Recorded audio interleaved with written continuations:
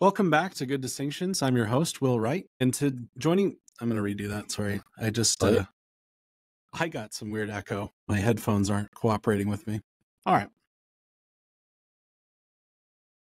Welcome back to Good Distinctions. I'm your host, Will Wright, and Good Distinctions are the spice of life. I have the joy today to be joined by Dr. Jeff Morrow. Dr. Morrow, welcome. Welcome. It's great to be here. Thank you for having me. It's wonderful to have you. So I got an email from the St. Paul Center, and they mentioned that you were starting this. I have created and have now posted a 8-session course, small course on the resurrection of Jesus. And so I was thrilled to bring you on to talk about that and sort of wherever else the Spirit leads us. But to begin, if you would, just for our listeners, give us a brief introduction. Who are you, and Sure. What do you do? Sure thing. Those sorts of things. So I'm Jeff Morrow, as you mentioned. I am currently professor of theology at Seton Hall University's Immaculate Conception Seminary School of Theology. And very shortly, I will be joining faculty as a full professor of theology at Franciscan University of Steubenville.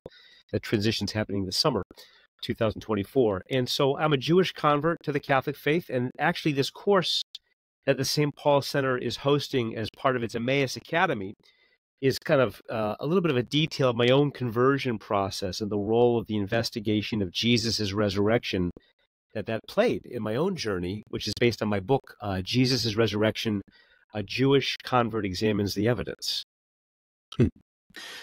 Well, and correct me if I'm wrong, but I feel like I remember seeing that your dissertation topic was on Scott Hahn's theology. Is that correct? Indeed, on his biblical exegesis, which I completed at the University of Dayton back in 2007. So I was looking at some of the kind of Jewish, evangelical Protestant, and Catholic roots of his work. And I wanted to pit it in the dialogue in the Catholic theological world of how do we unite or reunite Catholic theology and biblical scholarship. And I thought there's something interesting with his work that might point the way forward so that biblical scholarship might be more theological and that Catholic theology might be more grounded in sacred scripture. Fantastic. Yeah, no, it's.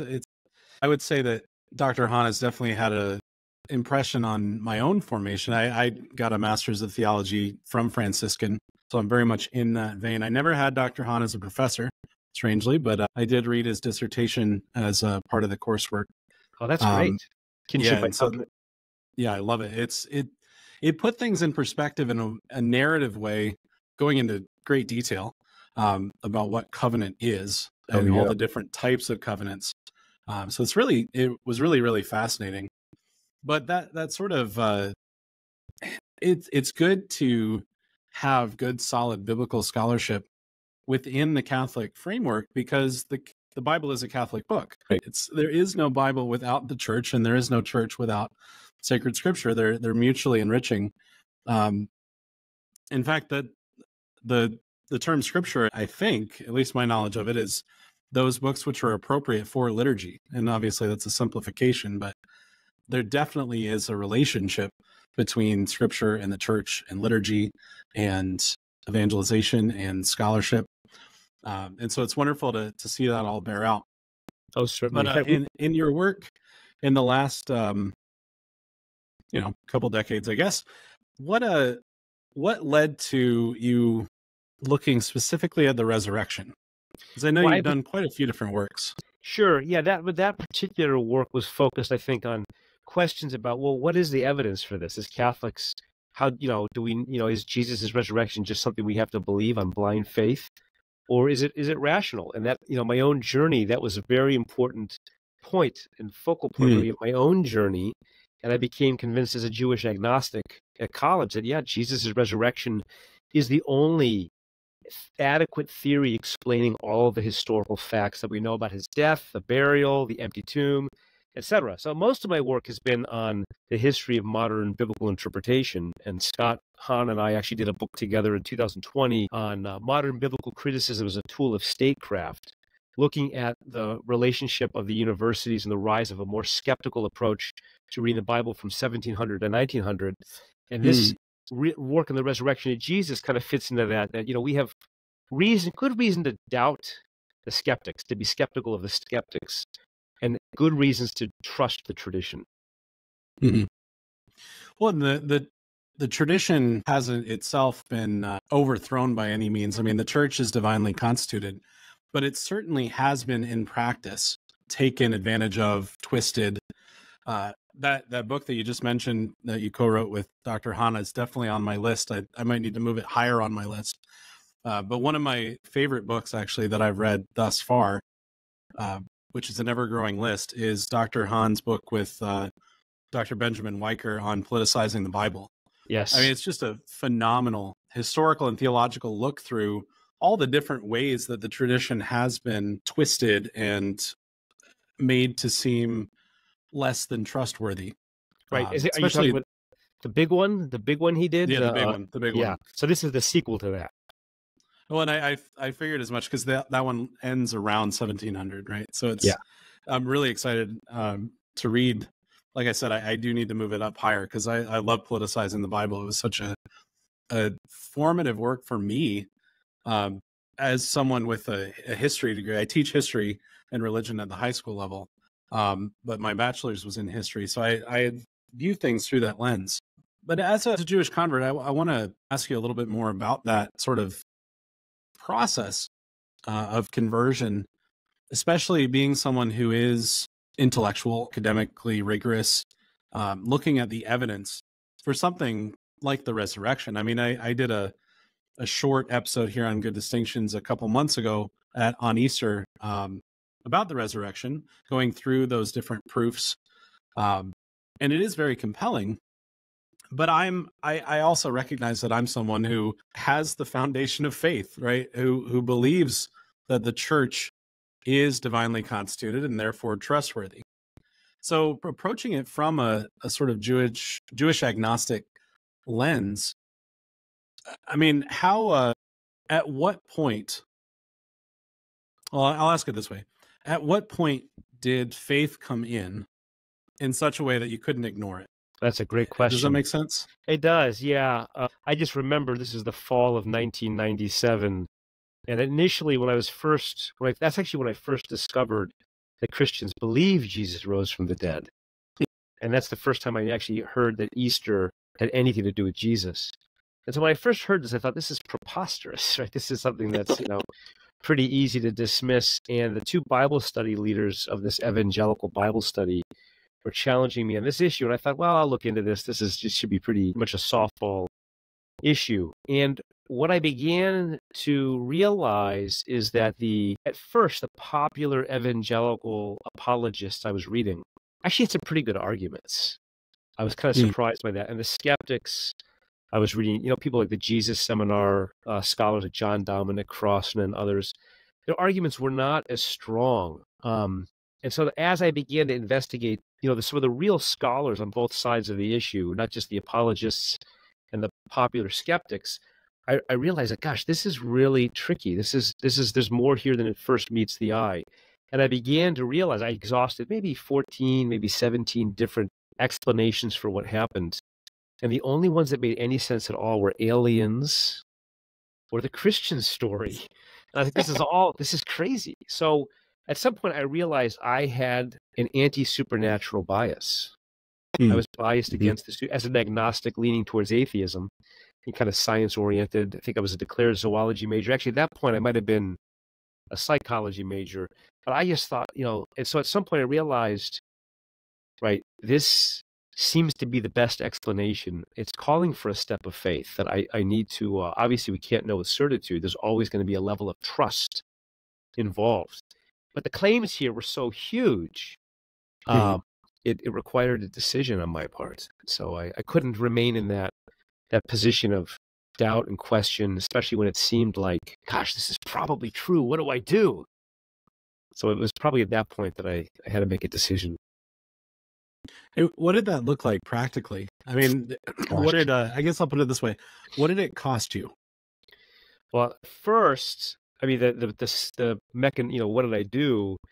I remember it was after this evangelical meeting I had showed up to, and I was there Thursday night, December 4th of 1997. And I was just wrestling with this, and a buddy of mine came to talk to me, and he was a Christian. So we spoke about this, and then I basically just did what I'd heard about the sinner's prayer, what evangelicals will call accepting Jesus into your heart.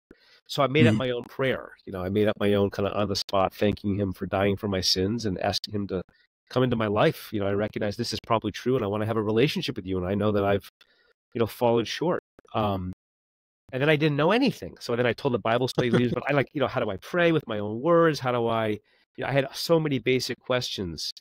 And it cost a lot of friendships. I know most of my friends growing up were Jewish. They didn't understand this change. One of my really dearest friends, we wouldn't talk for many, many, many years after that point, over a decade. It was hard to kind of repatch that relationship up. And my family, I think, was, upset, not happy exactly with my move.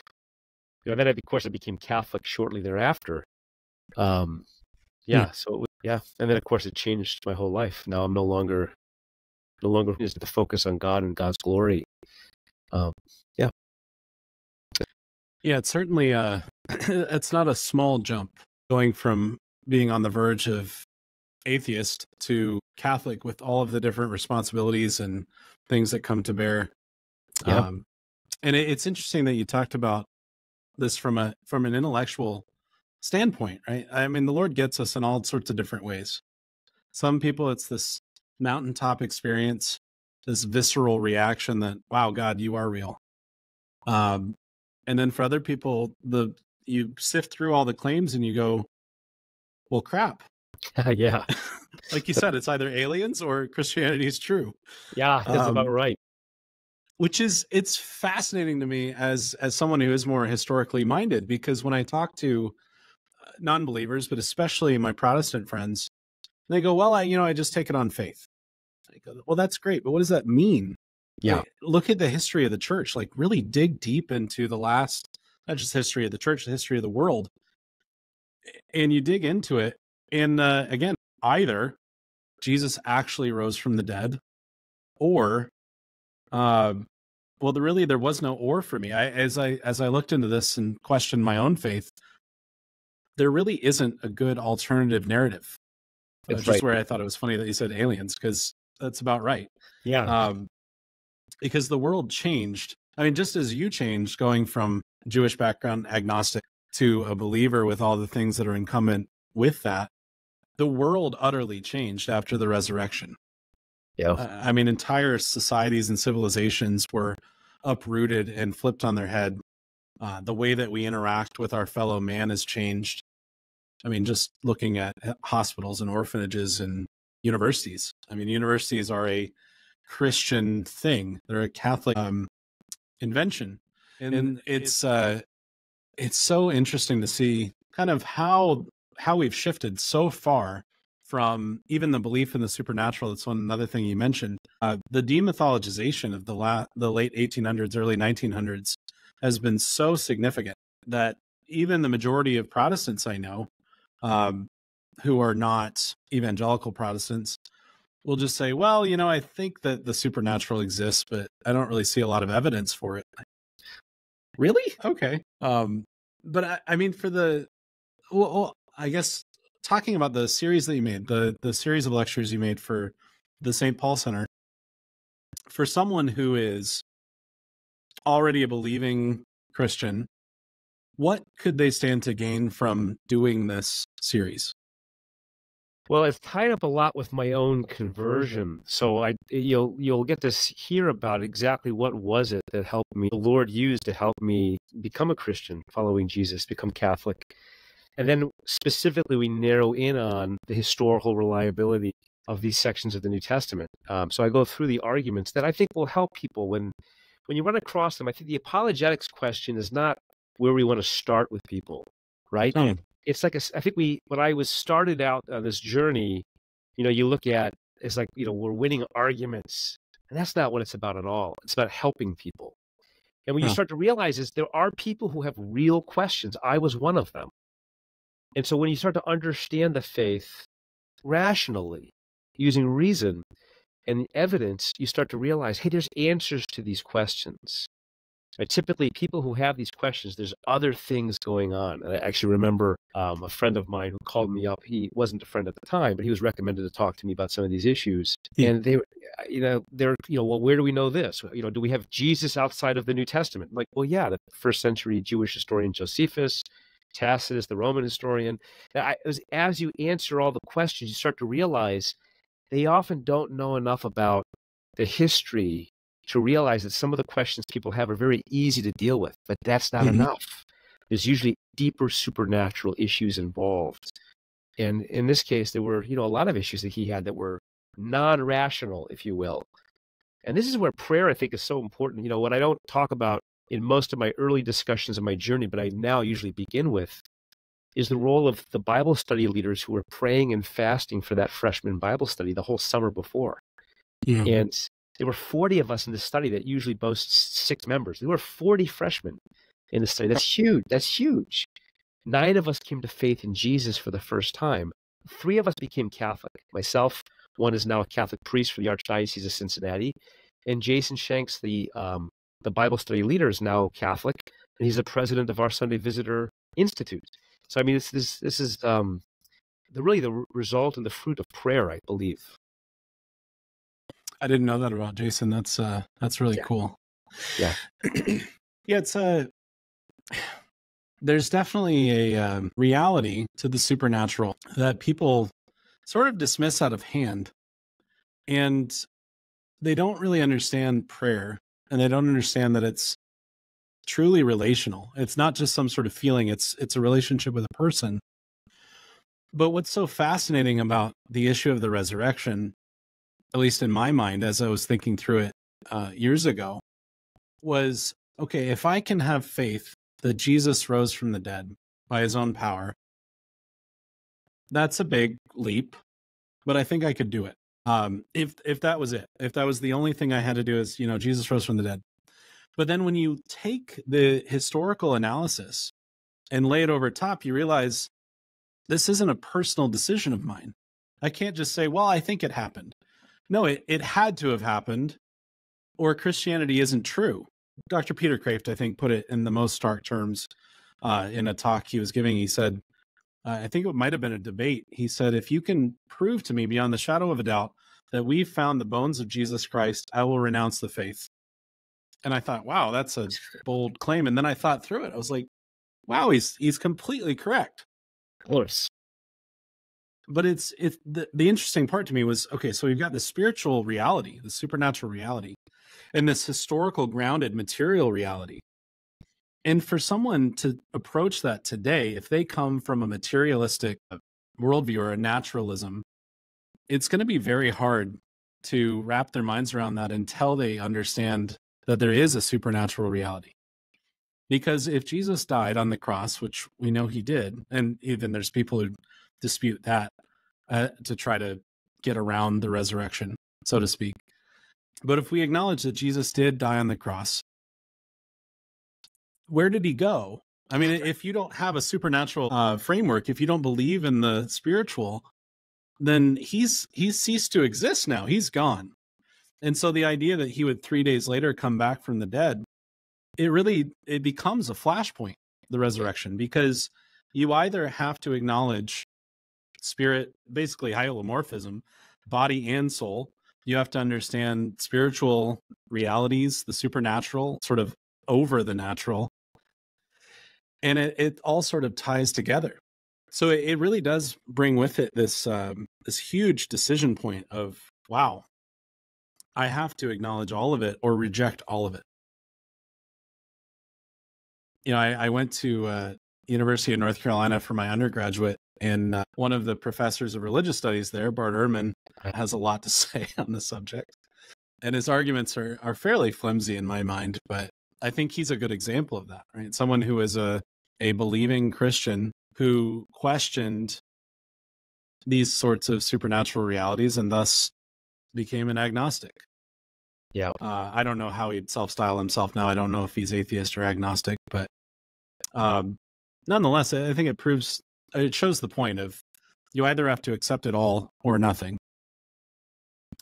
So again, speaking to what you said, it's interesting that you say don't start with apologetics, which is really important for people to understand, because I know a lot of Catholics who are well-intentioned who say, well, if I just give them the right answers, Right.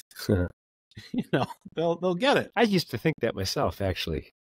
But you have to take people with where they're at. What are their obstacles and challenges? What are their longings and desires? Why do they do what they do? And then I think, there's that famous story of Father Brown that G.K. Chesterton writes, and I don't remember which story this is, but, there's this complicated set of murderers, and he finally figures it out. And they say, Father Brown, how did you solve this mystery? I said, it was easy. I killed all those people. And they're like, what are you talking about?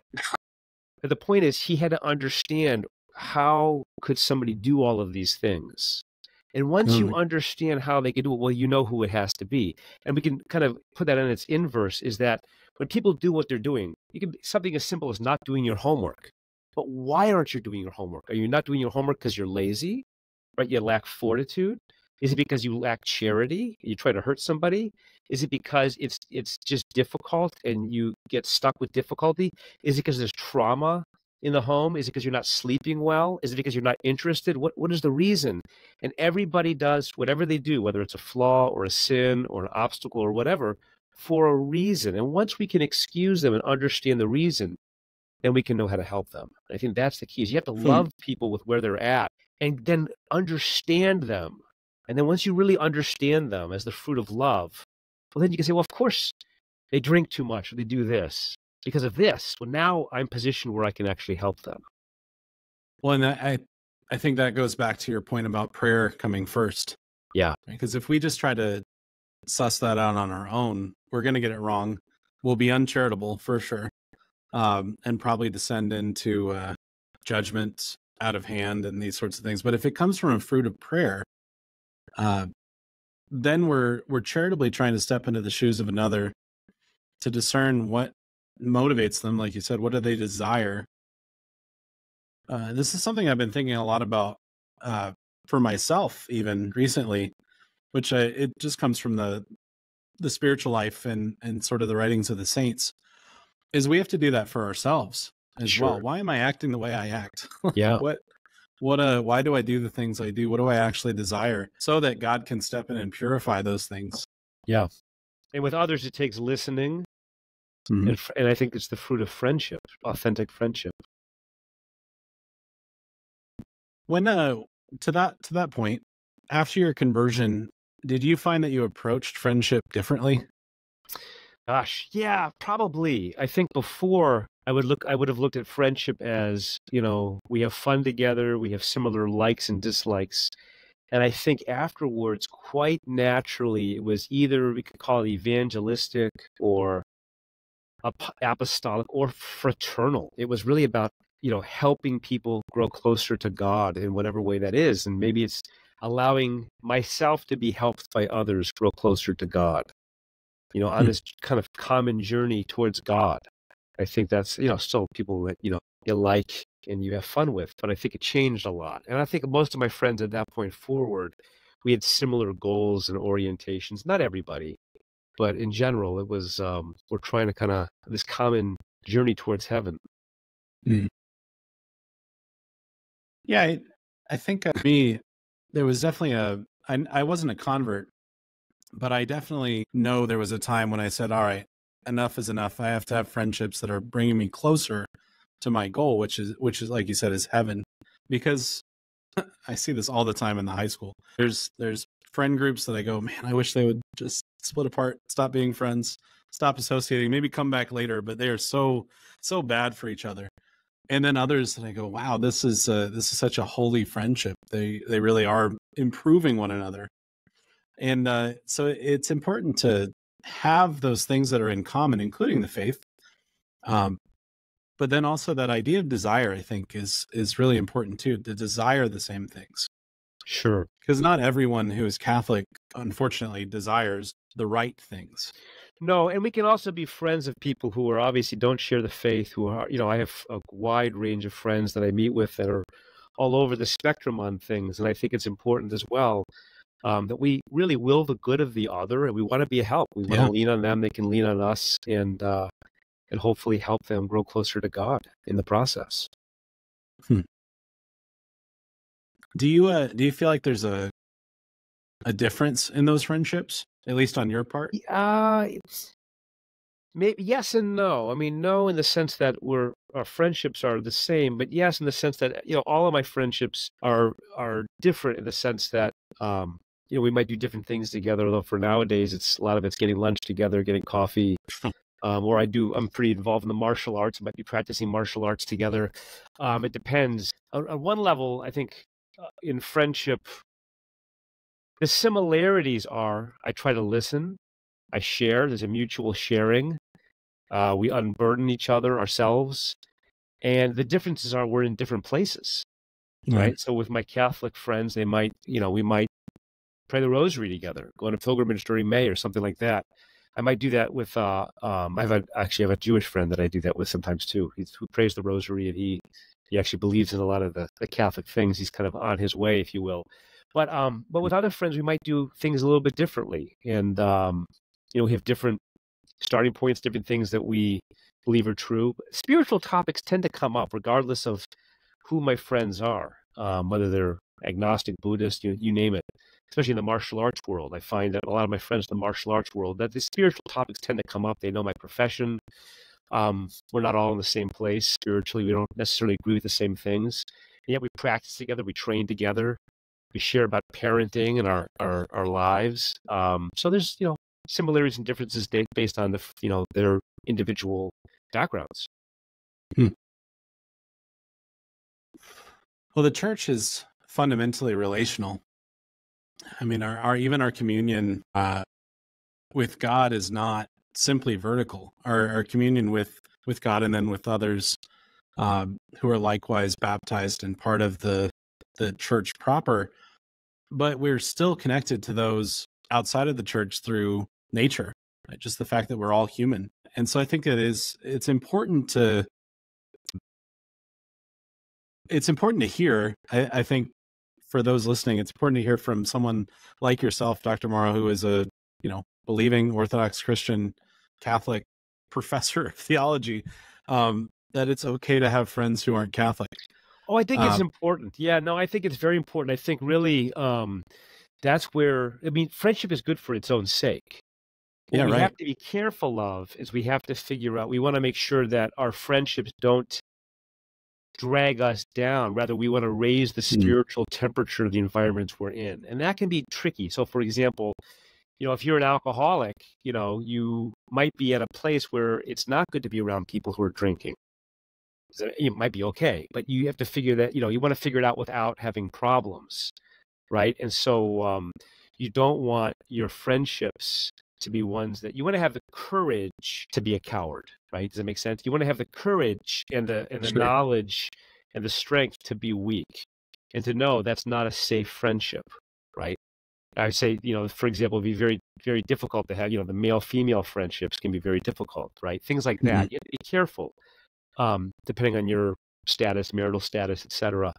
But it's good to have, I think, friendships. They don't have to be, it's important to have friendships that we're not all necessarily agreeing, Yeah, no, I definitely would echo that. I find it, personally, I do find it difficult to make friends who aren't Catholic, but that's because I spend way too much time in the parish and the school and everybody's Catholic. Right. But it's nonetheless, I do have friends who aren't, and it's so interesting to see how God works through all of our relationships. Oh, sure. Because virtue is not something that the Catholic Church has a monopoly on. It's you can look at the evidence of the Greek philosophers that we still talk about all the time, especially Aristotle, who spoke so well on virtue. And St. Thomas Aquinas said, well, I'm going to make a few tweaks, but I'll just sort of take that. Thank you. Yeah. So yeah, there is a natural approach to God that, of course, is not sufficient. It's not it's not the end. But there's definitely a lot of grace and a lot of virtue, even outside of the church. It's flowing through the church, of course, but God is wooing everyone to him. He's bringing everyone to him. And if we might be the face that God chooses to use, the hands and the mouth that God chooses to use.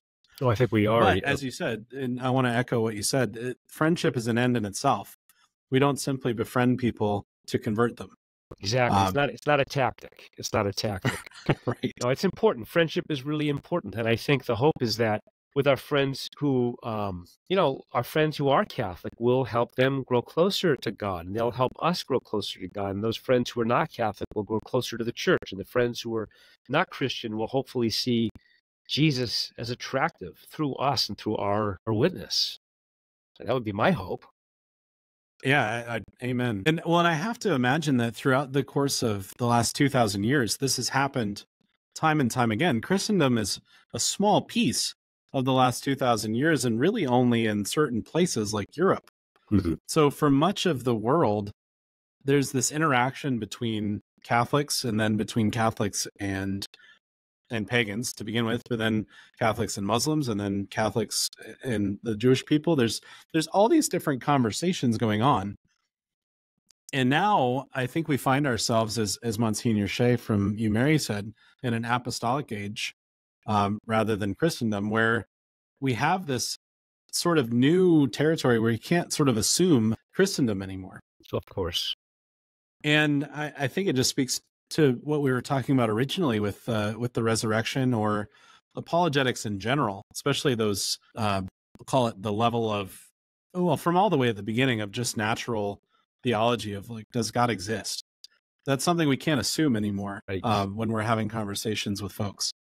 And I would say the resurrection is probably in like the second level. If there's three levels, if it's natural theology, Christian apologetics, and Catholic apologetics specifically, does God exist? Is Jesus God? And is the church Jesus, is the Catholic Church the church Jesus founded? The resurrection would sit firmly in that second category, I would think. Sure. And obviously touch on the third.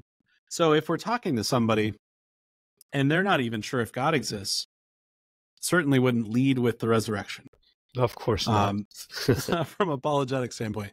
But I guess maybe this is getting a little technical, but I'm going to ask the question anyway. Go for it. In your mind, if we're not supposed to start with the resurrection from an apologetic standpoint, which I agree with, how does that square with the kerygma and the fact that we ought to be proclaiming the gospel, which of course will mean talking about the resurrection? That's a great question. I mean, I think we do have to proclaim the gospel, but I think the most effective way this will always be in the context of friendship, right? Mm. We can be on the street and the Spirit will work on somebody as a street preacher. That's beautiful. And there's lots of ways that missionary activity will work. But it's in the context of our friends that we're going to have the most influence in any matter, whether it's, learning how to use a schedule or whatever, something that we have that we want to share with others, right? Whatever that is. And for most of us, if we're a Christian, what's our big treasure? It's Jesus. Right? For Catholic, how is that mediated to us, especially the sacraments? Right? We want people to be able to get out of confession. I want people to be able to get out of confession what I get out. I don't want them to bring in what I bring in, right? But I want them to get out what I get out. And I want them to get, even more than I get from confession, from the Eucharist. I want that for everybody because it's so beautiful. And so I think you have a deep relationship with God, even if you're flawed as I am, right? That's going to be your treasure. And so the hope, that's going to come out at some point, whether you're a lawyer or a cab driver or a homemaker, whatever you are, your love of Jesus is going to come out. It's going to be quite natural. It's who you are. And so those conversations are going to come up. And when you're friends with people, they're going to go through tough times, whether it's in raising kids or marriages or deaths in the family or challenges at work. Everybody has challenges. Everybody's busy. And it's in those kind of context of sharing that they can say, oh, wow, this is how you deal with things. God helps you. You consider God a friend. Jesus is your friend. I kind of want that.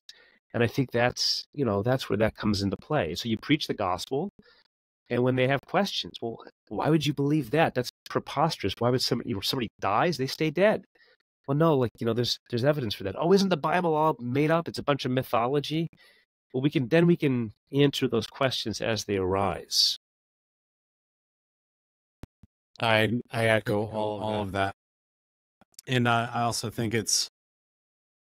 I've sort of made it incumbent upon myself that I'm going to mention this quote at least once every month on the show. Pope Benedict XVI in Deus Caritas Est, paragraph 1 says, and that's exactly what you're describing. It's this encounter that we first have experienced ourselves that has given our life direction and meaning. But then we also might be the one who facilitates, God willing, that encounter between Jesus and this person who we are friends with, who we care about, who we love. And so that witness combined with this proclamation of the gospel with words will bear fruit. And how can I say that? Well, look at the last 2,000 years. It's been proven time and time again. Yeah. So the resurrection is, it's an interesting, like we talked about, it's an interesting flashpoint of theology, history. It's everything or it's nothing. And so it's wonderful that you put this course together. Do you have any final thoughts before we close today? No, I would just echo those points and just say that the resurrection fundamentally, it's more than, the best explanation of history. It's more than a trans-historical supernatural event. It's really fundamentally about God's love for us, his superabundant love for us. It's an encounter, as Pope Benedict XVI said. It's an encounter with a God who loved us so much that he rushed to death for us, and that death wasn't strong enough to hold him down. And that's the kind of love he wants to share with us. Amen. Well, the course is available on stpaulcenter.com. It's stpaulcenter.com. And honestly, the best way to find it, I'll put it in the show notes and the link. But if you're listening to this and driving, just look up Dr. Jeff Morrow, Resurrection. It'll pop right up. The course, this is the cut this out later. The description on the Emmaus Academy for the course, which I felt like I should say just to kind of give us the full picture. Embark on a deeply personal and spiritually enriching journey as we explore the resurrection of Jesus Christ, guided by the intimate reflections and theological insights of the distinguished scholar and Jewish convert to Catholicism, Dr. Jeffrey Morrow. Tracing the path from skepticism to unwavering faith, we will plunge into the profound theological implications of Jesus' resurrection. And so for anyone who wants to learn more about the resurrection, hear more from Dr. Morrow about his conversion experience, go to stpaulcenter.com and check out this new course on the resurrection from Emmaus Academy and the St. Paul Center for Biblical Theology. Dr. Morrow, anything to add? Any other places you want to send people? Wonderful. Thank you. Fantastic. Well, thank you so much for coming on the show. It's been a pleasure. Awesome. And for those listening, if you would, go to gooddistinctions.com and subscribe to make sure you get all of the content as it comes available. Thanks so much. God bless.